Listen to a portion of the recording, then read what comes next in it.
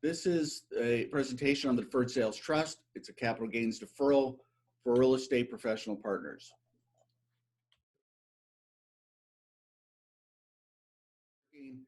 Here's your standard disclaimer. Not trying to give legal advice to anybody today. That's not the purpose of this call. It's intended to be an overview of how the DST works and can be implemented. So with all the folks that we talked about probably being on the call today, your key value proposition, I think, is, the specialized training that you have not only allows you to assist your clients in getting deals closed, but also helping them significantly increase the amount they walk away with. Because after all, it's not the selling price or how much the property or the business is going to sell for. It's what the seller gets to keep. I mean, that's the bottom line. And I think that's what most sellers should be focused on, although they aren't always. Some of the challenges we face, sellers are often unrealistic about the value of their property or business. They need to be educated as to what a buyer is really willing to pay for that business. And sometimes that can result in unreasonably high expectations about A, what they get out of the asset, the business or the property, B, what they earn from what they get. And the second part of that is, to me, is the most important aspect of it. So when you're dealing with sellers that may be a little bit unrealistic, and you're trying to get a deal closed or at least a listing started, we face an analogy kind of like baseball, right? Strike one could be, the seller's disappointment over the value of being less than what they thought it was be. So this is the what they make scenario. Strike two is, once you add the tax burden, is like taking a second strike, because that greatly limits and reduces what the seller's going to walk away with. And they're trying to think about, how am I going to replace my income? How am I going to continue to grow my wealth? I've spent all these years building this up, and this is all I walk away with. So, once you get two strikes, a third strike can be fatal to your deal. So, in my baseball analogy here, what if you could guarantee extra bases or even a home run instead of even getting to the strike two? So our solution, or our thought is, and I think most of you are probably aware that have been in this situation, is many owners are reluctant to become sellers because of the capital gains taxes. But we're here to offer a solution that it begs the question, what if fear over capital gains taxes were no longer a reason not to sell?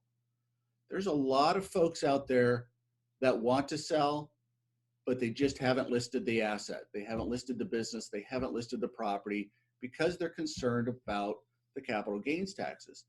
Even clients who have investment real estate and they understand that a 1031 exchange may be an option for them, they're still concerned about capital gains taxes because they're well aware that there's no guarantees that a 1031 exchange is going to work.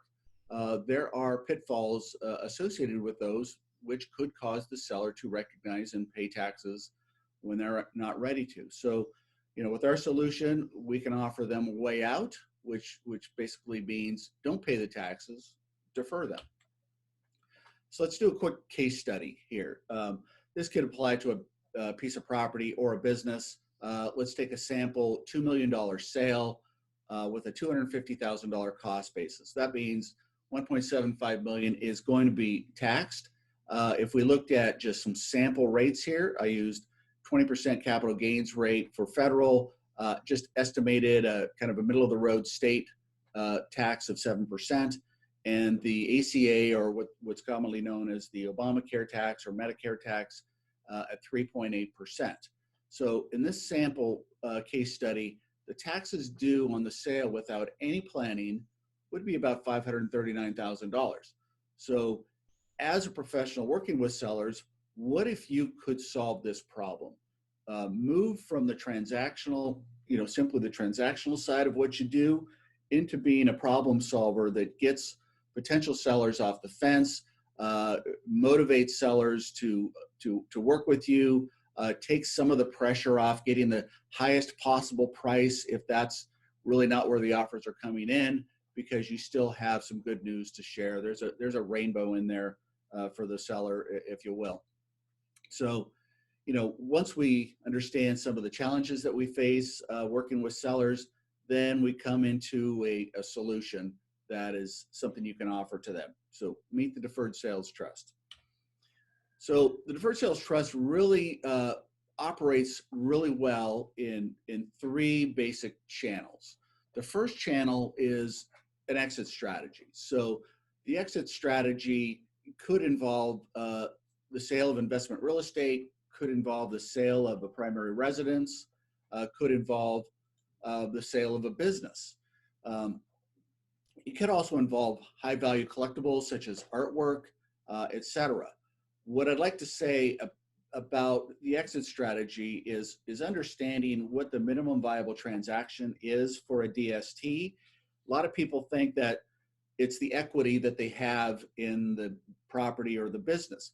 And we don't look at it in terms of what the equity is. We look at it in terms of what the taxable gain would be if they were to sell that asset without any planning. So the general rule of thumb for us is that the taxable amount is about $250,000 or more, then that sales transaction is a viable DST transaction.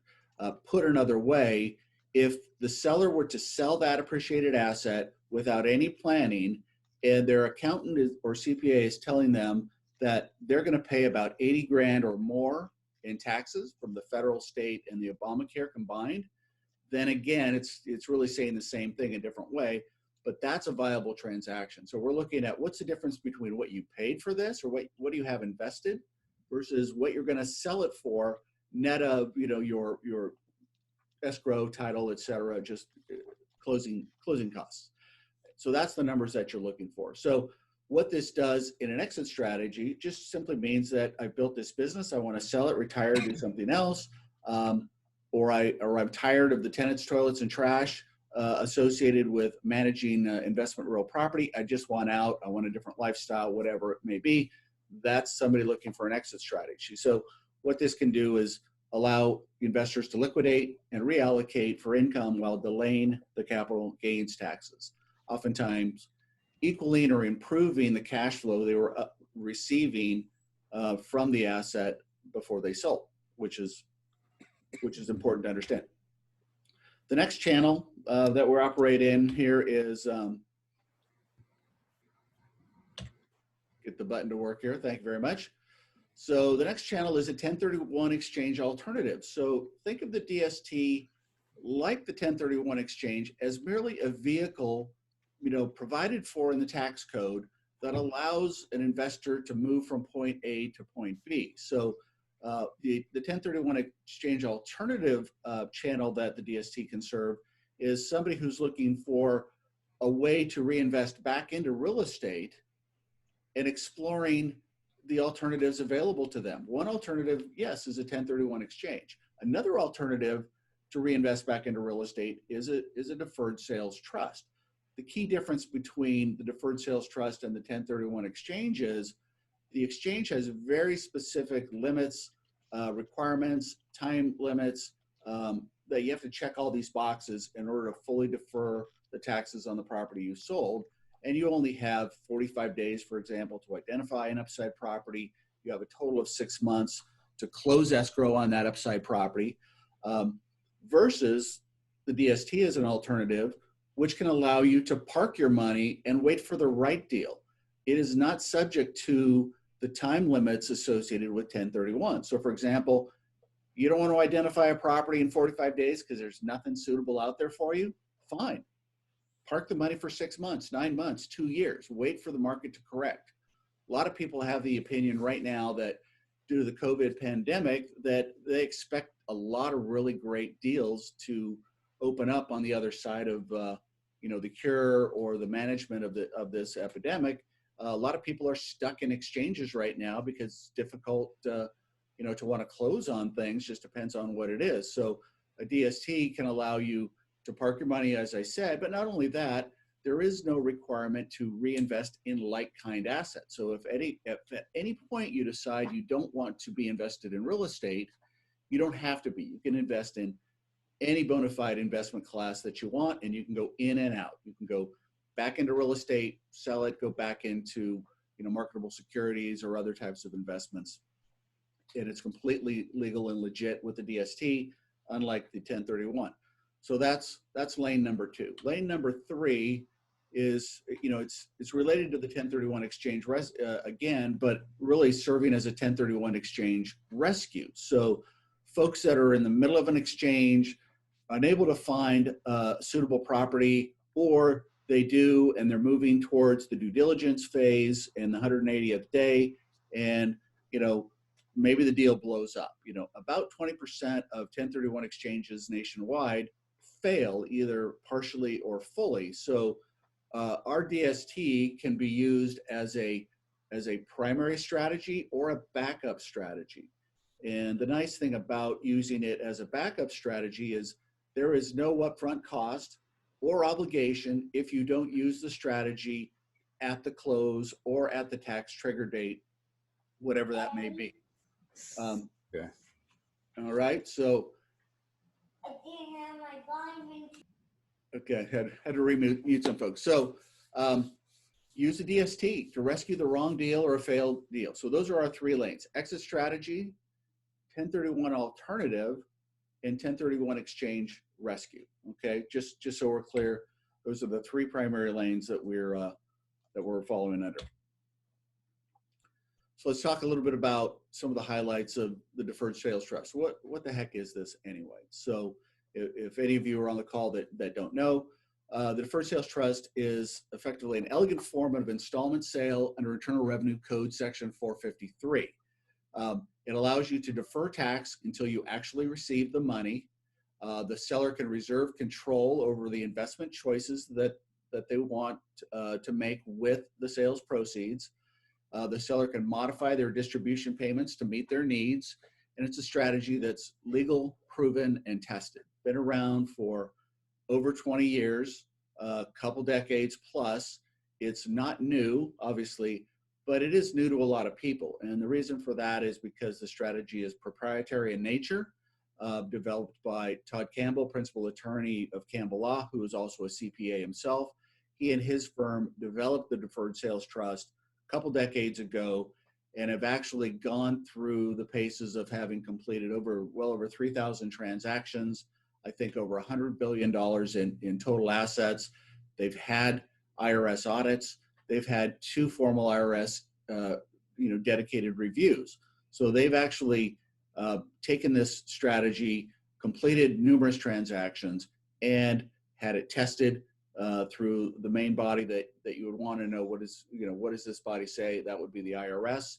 Beyond that, nationally prominent tax law firms, CPA firms around the country have done independent reviews under NDAs and determined for themselves independently that, yeah, this is legal and it's proven and it's been tested. So it's a strategy that kind of puts a lot of us sort of on the ground floor because not everybody's aware of it. So as a professional in this space working with sellers, this could be a tool that can set you apart from the competition. We'll talk a little bit more about that as we go. So what I like to do here, because I mentioned that it's a sophisticated form of installment sale under IRC 453, I like to do a quick comparison of the pros and cons of a traditional installment sale, which many of you would be familiar with, versus the DST. So the conventional installment sale is often referred to as a seller carryback, seller finance, earn-out, any mechanism of selling an asset whereby the buyer is going to pay some of the proceeds at a future date, that constitutes an installment sale. So oftentimes a seller will carry back paper, the buyer will make payments to the seller until it's paid off, etc. A business owner will sell, and the buyer will reserve some of the sales proceeds for 1 to 5 to 7 years, typically, to make sure that maybe they get the seller's cooperation to keep that business rolling, and to make sure that they got what they paid for, that they understand the business and it was worth what they paid for it. So a little bit of holdback or a future payment, and that's considered an installment. So there are some pros and cons associated with conventional or traditional installment sales. One, they're legal and well established under 453. They operate under the same Internal Revenue Code.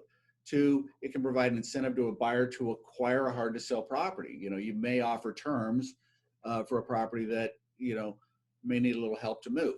It can permit the seller of appreciated assets to defer capital gains, because in any installment sale, you only have to recognize and pay taxes when you actually receive the funds from year to year. So if you're getting a payment stream, you only recognize the payments you receive this year. Next year, you'll recognize the payments you receive then, et cetera.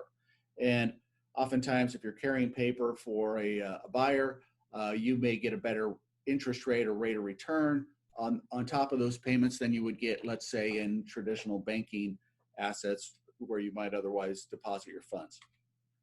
Some of the cons of traditional installment sales, and I like to remind people that in a traditional installment sale directly between a buyer and a seller, the buyer always has the leverage at the close of the transaction, and the seller, accumulates additional risk. And now we're getting into the con side of these things. Number one, the buyer and seller are going to have to negotiate terms because they have different objectives and different agendas. So they're going to have to negotiate and meet somewhere in the middle. Neither party is going to get exactly what they want typically. That's the term, that's the payment amount, that's the interest rate associated with the note. Number two, condition of collateral risk. So, when you're doing a traditional installment sale as a seller, your only collateral for repayment is the asset you used to own. So think about that for a second.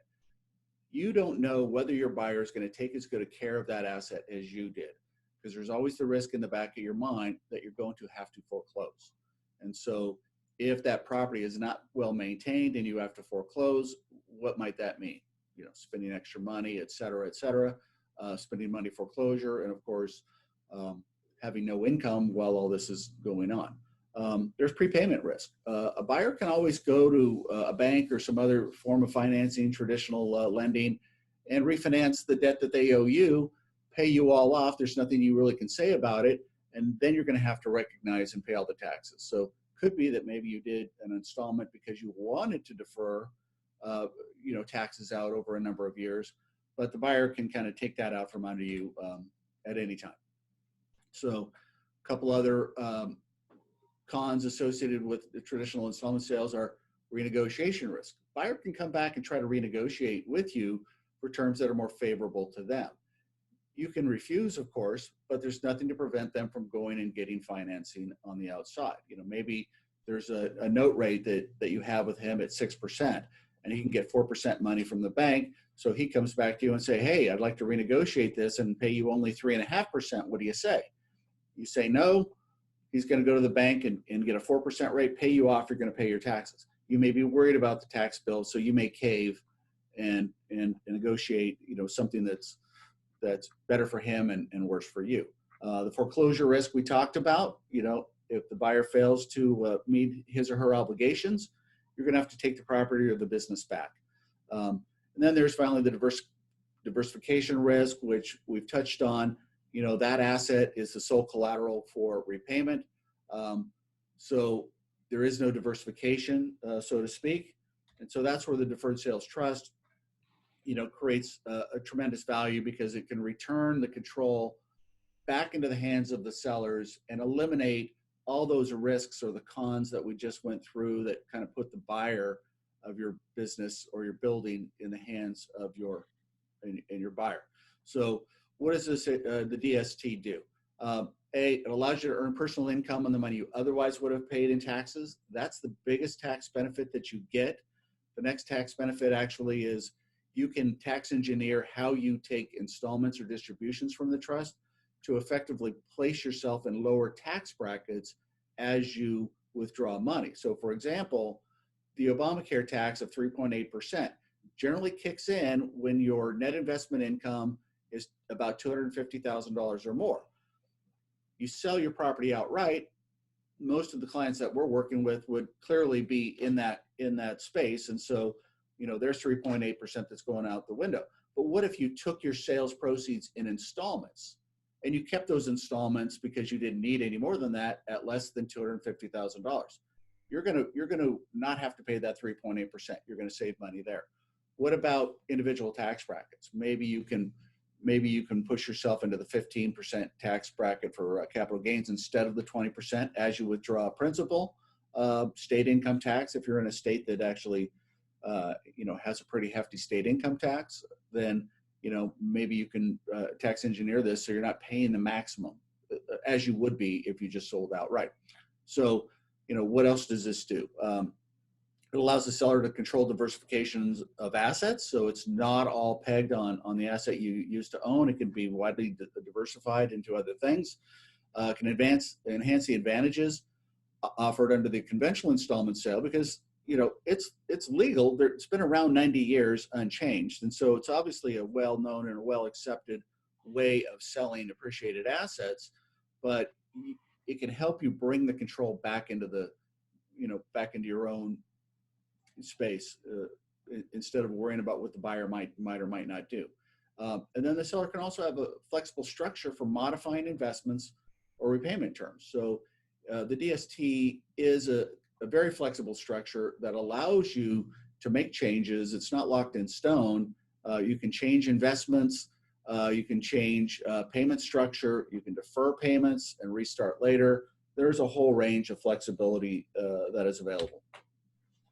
So here's my analogy that I like to use with potential sellers here, and it seems to resonate. So if it works for you, it would be something that you might consider just as a way to tee this up. So if you've got a seller, string of questions might look like this. What if you could roll over your business sale, your profits into a tax-deferred vehicle like an IRA? What if you then could direct the investments for the funds? What if you could withdraw what you need from year to year? And what if you only had to pay taxes on what you withdraw? So this analogy is very similar to the analogy of tapping into your IRA at retirement. You're never going to cash it out unless you plan to spend it all in the first year. So nobody would ever do that. So the DST is kind of like that. It allows you to draw what you need, modify that. It allows you to control or direct the investments that are made within that trust. And so the analogy is pretty simple and pretty clean. And most of the folks I talk to, they get that. They get this. So let's just talk about sort of your sample listing process flow. So getting a little more into the technical side of things, how would you kind of weave this in? Now, number one, the first stage with working with any potential seller is you're doing your market analysis or your business valuation report. You're trying to ascertain what that property is worth and what the client's goals are. Then, once you get the listing, you're going to engage, your marketing strategy for attracting, the top buyers, start getting some offers in. And then finally, when you do, you're involved in negotiating and structuring the terms of the sale. And then you're done. I mean, typically then you're done. But what if you can add a fourth component to your service, which is using a proprietary service not offered by your competition, which enables your sellers to defer the taxes on their sale. This could be huge, not only to get you the listing in the first place, but get you repeat business and referral business, because you're offering something unique that a lot of your competition is not even yet aware of. So on to kind of demonstrating the gain for your seller. Some of the features here is the seller, not the IRS, determines when taxes are paid. That's huge. By not having to pay taxes up front, you get to use those dollars to reinvest, to generate higher amounts of income, or to build wealth more rapidly. All because you don't have to pay the taxes up front. The more the seller can keep, the better, right? And then the more you can keep, the more you can make, and the seller can elect to pay taxes at lower tax brackets. So we just kind of talked about that. So these are all different ways to demonstrate the gain for your clients. Key advantages, just sort of a summary. Allows the seller to diversify equity into any asset classes, not just reinvesting back into real estate, generate more income, grow wealth more rapidly.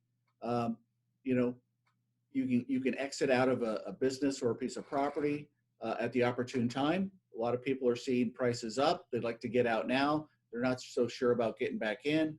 So this is an ideal scenario here where they can get out at an opportune time, park the money, look for the right opportunities, and act when those opportunities present themselves.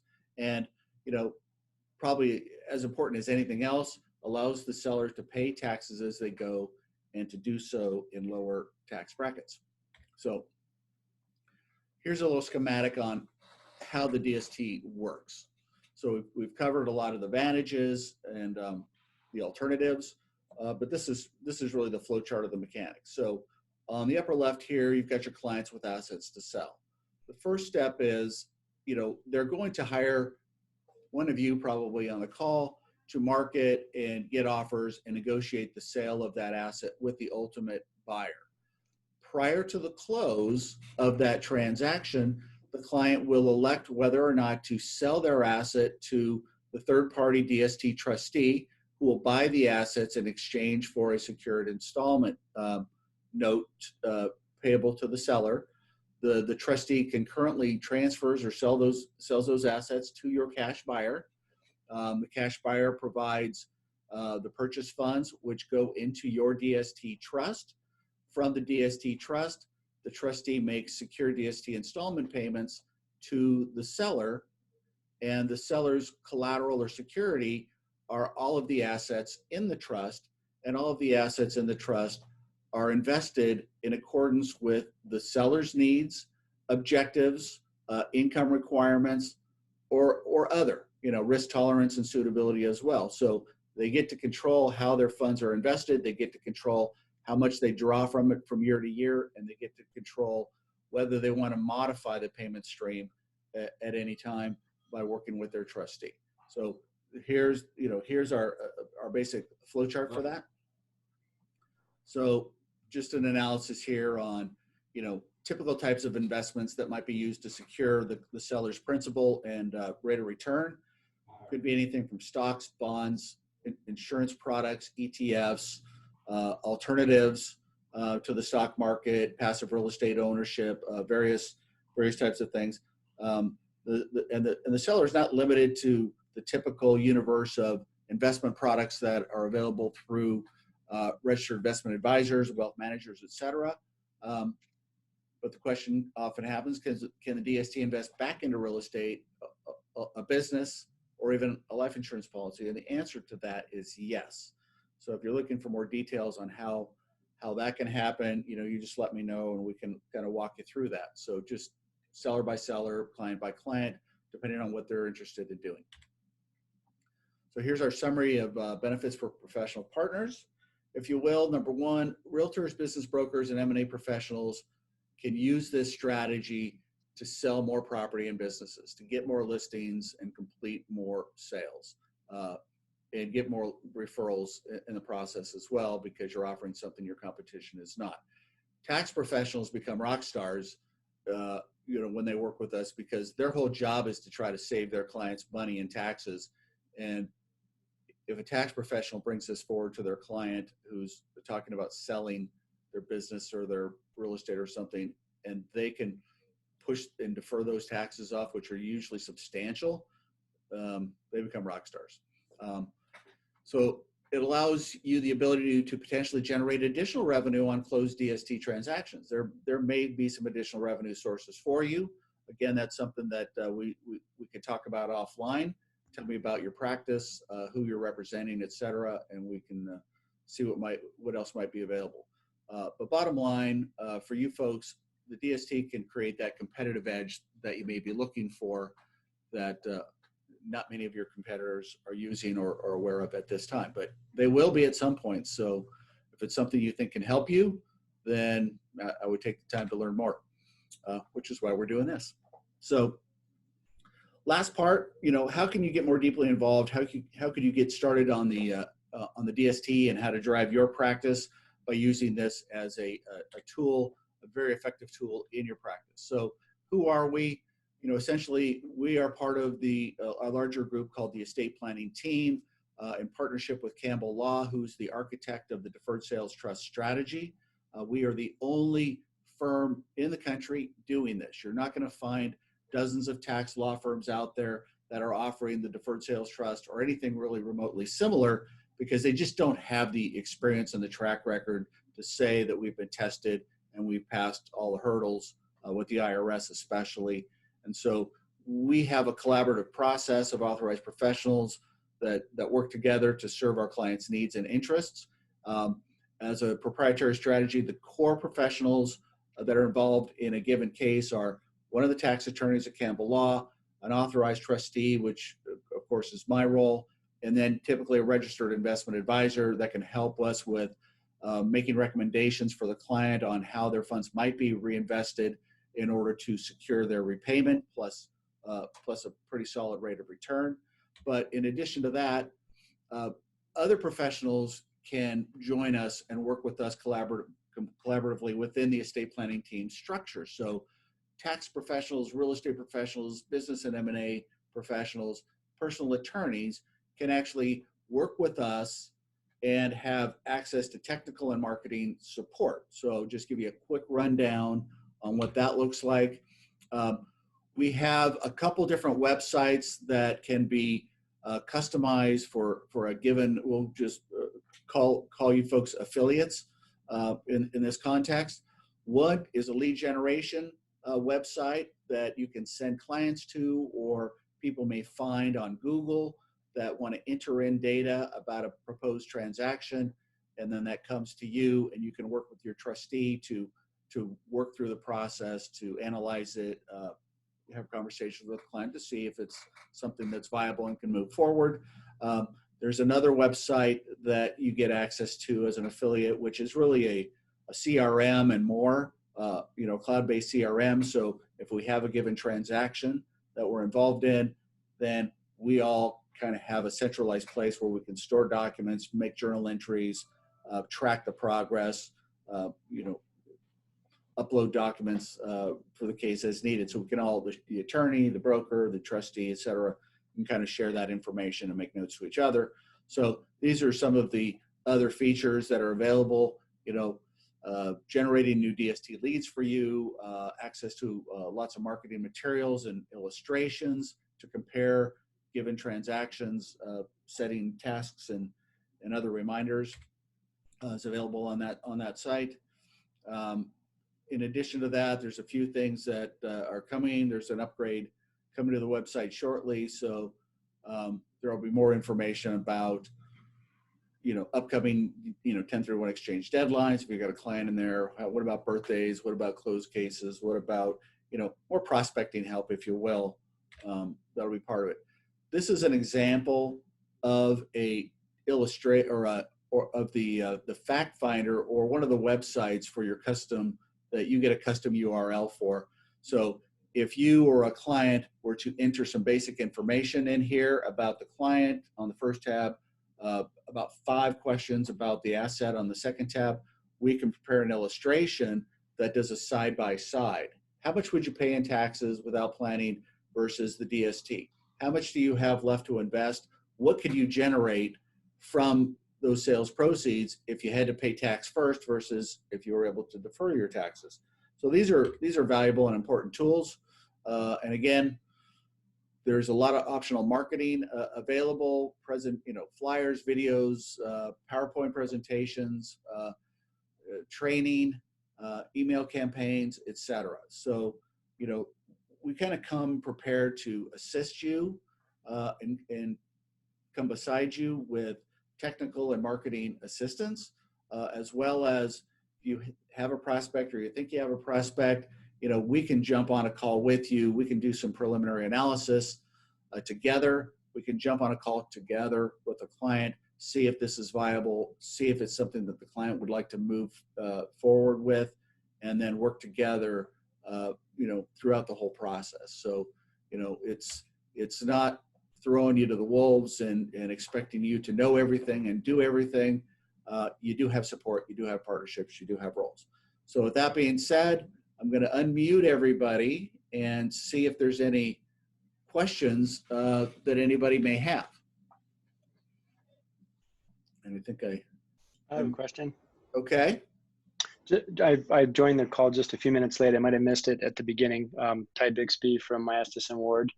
What are the fees to the client ongoing? Startup fees, closing costs, any of that? Okay, so the DST, has a sort of a standard fee structure associated with it. So as I said earlier, there's 3 core professionals involved in a given case: tax attorney, trustee, investment advisor. The tax attorneys charge a one-time non-recurring fee of about 1.5% of the first $1 million worth of the transaction value, and 1.25% on anything above $1 million of the transaction amount. It also comes with audit defense protection. Should the client's DST ever get audited, Campbell Law will defend it at no additional cost to the client for the life of the trust. So that's one-time, non-recurring. Compare that to paying 30 to 37% in taxes all at once. Instead, pay 1.25% to 1.5% for the ability to defer those taxes indefinitely if you choose to. Number 2, we've got the independent trustee. Trustee always has to be independent under the code, and the trustee is sort of the quarterback of the transaction. Even though the attorneys are doing all the legal work, the trustee is working with the client on an ongoing basis. The investment advisor's role is to make recommendations in the investments that are approved by the client. If they're invested with the approved investment advisor, then they earn a fee for their investment advisory services. The easiest way to describe this is that the trustee and the investment advisor combined earn about 1.1 to 1.5% annually on the amount that's invested inside of the DST from year to year. Beyond that, there's some bank service charges because there's a bank that's used to secure the funds for the client and add certain, protections for the client's funds. And then once a year, the trustee has to file a tax return for the trust. And that's pretty much the extent of the expenses. So 1.25% to 1.5% one time for the legal and setup, 1.1 to 1.5 on an ongoing basis to cover both the trustee and the investment advisor, with the caveat that the expectation is that the trustee and advisor fees are going to be covered by the underlying performance of the investments approved by the client, and not seen as a detraction from the rate of return that they're given in their or have requested in their DST note. Next question.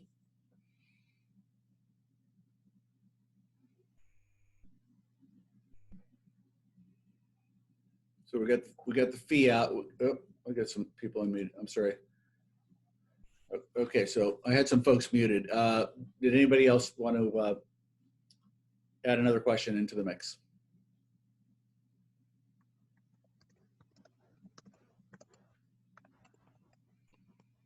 Okay, going once, going twice.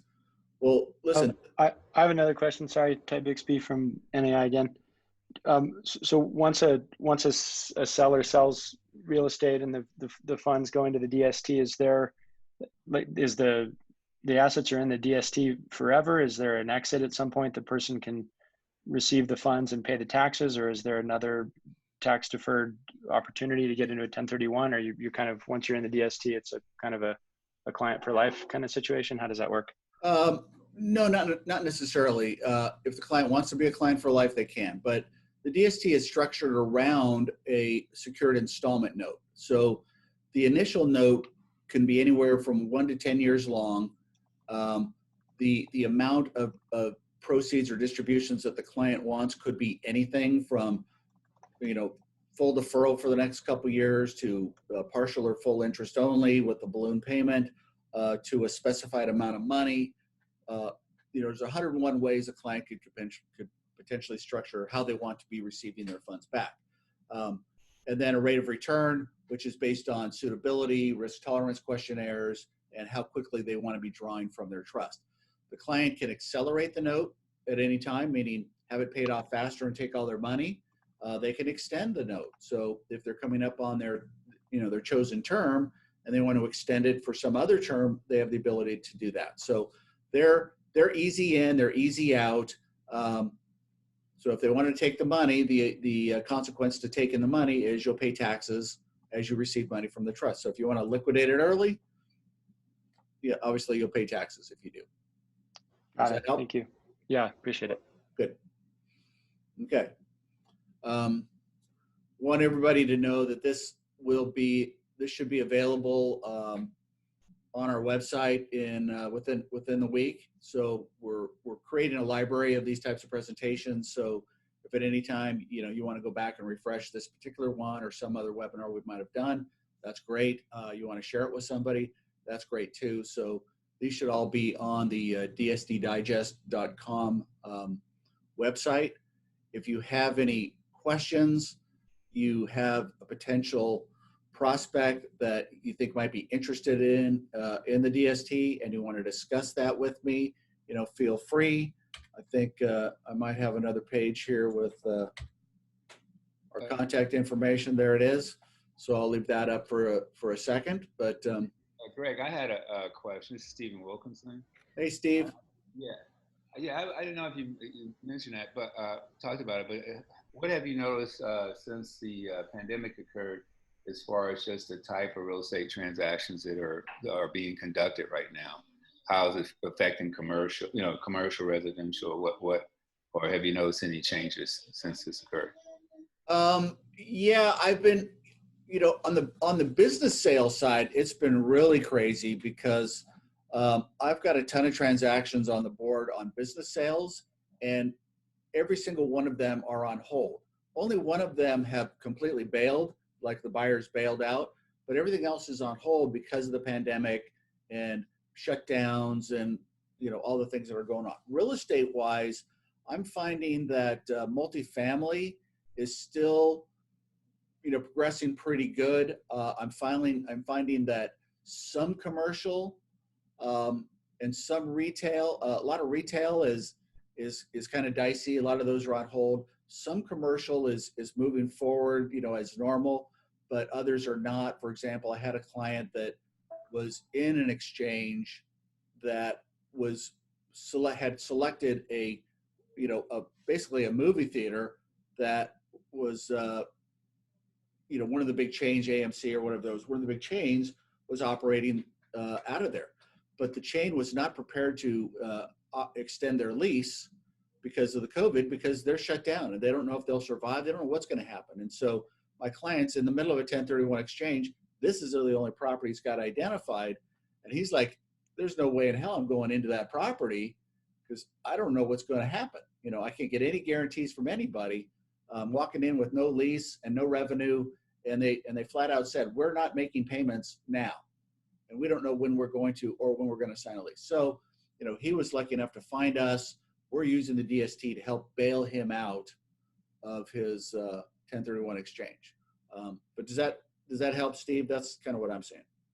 Yes, that helps quite a bit. Okay. Okay. Greg, could I also ask you a question? This is Sandy with Keller Williams. I recognize the voice. Hi, Sandy. Hi. If you have a client that wants to exit out of the DST and reinvest back into real estate as an individual, what does that process look like, and what happens then with that capital gain? Well, the process is that we typically will create a side structure for the investment. So if you think about it, all the funds in the DST, however they're invested as determined by the seller, him or herself, have to generate some return because the return accrues to the seller. You invest your money, you expect to get your principal back plus some rate of return. So however the funds are invested, ideally it's designed to do just that. So what if the client wants to reinvest proceeds into a piece of real estate? Can they do that, and how would we go about it is your question. So typically what we'll do is create an LLC for the purpose of the client acquiring that property. We'll give the client the majority ownership interest in it, typically 80% ownership interest in that company, and the client's DST Trust will come in as an investor, a 20% minority investor, and provide the funding or the financing or the down payment. The client will 100% control that, but the DST still requires a return on its money, whether from cash flow or from the future sale or what have you, because it needs to collect its rate of return so it can pay the client. So I'm working for the client on one end as a fiduciary, looking after his interest to help make sure that he gets all his original principal back plus some rate of return. Then I'm working with him on his investment strategy, including the real estate that he wants to buy. And I'm just telling them, I say, by the way, buy it and manage it right because you owe yourself. It's kind of like borrowing money from your 401k. You have to repay it at some point with interest. But when you do repay it, it's all going into your account. So that's sort of what this resembles. Does that help, Sandy? Yeah, that's really helpful. And if you had a client that had identified a property, how long does that process then take?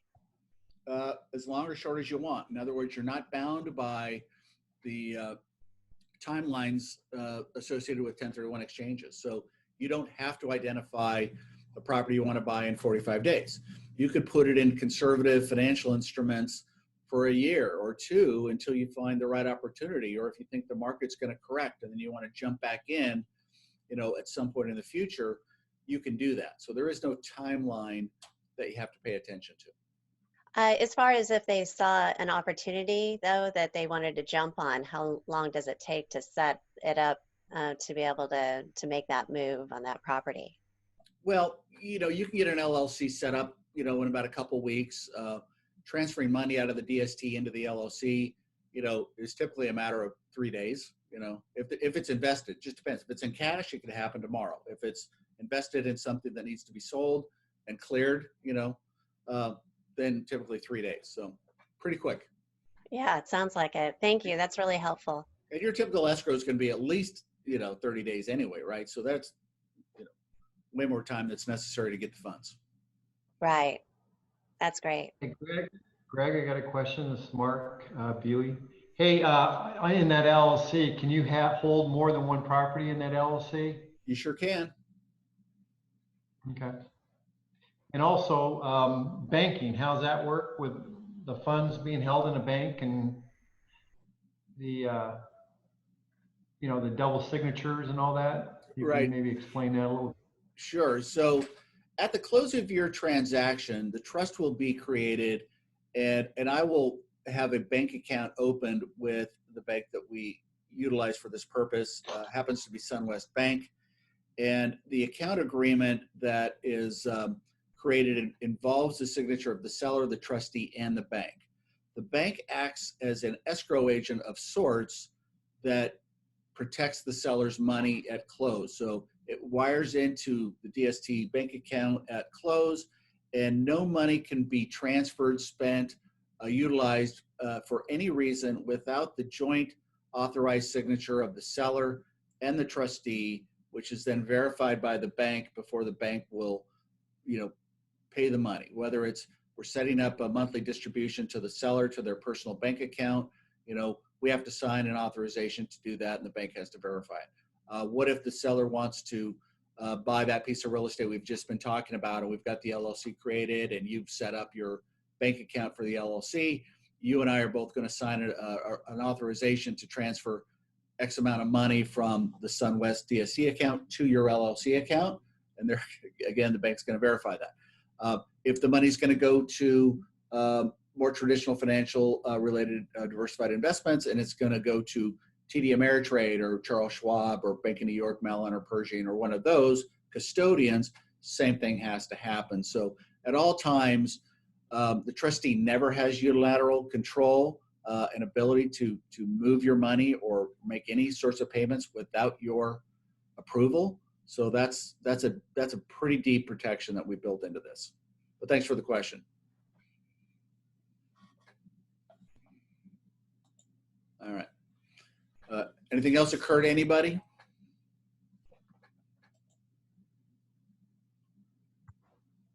I keep on muting folks in case there's more. Well, all right. Well, sounds like we've got a lot of folks here with some more information. I thank you for joining us. Again, if you have any questions, give me a call, give me an email. Stay tuned for another email that will let you know that this particular webinar has been posted. If you want to review it again, stay tuned for the next DST Digest next month. And again, if there's anything we can do to help you, please let us know. We're here. Thanks so much. Have a great day.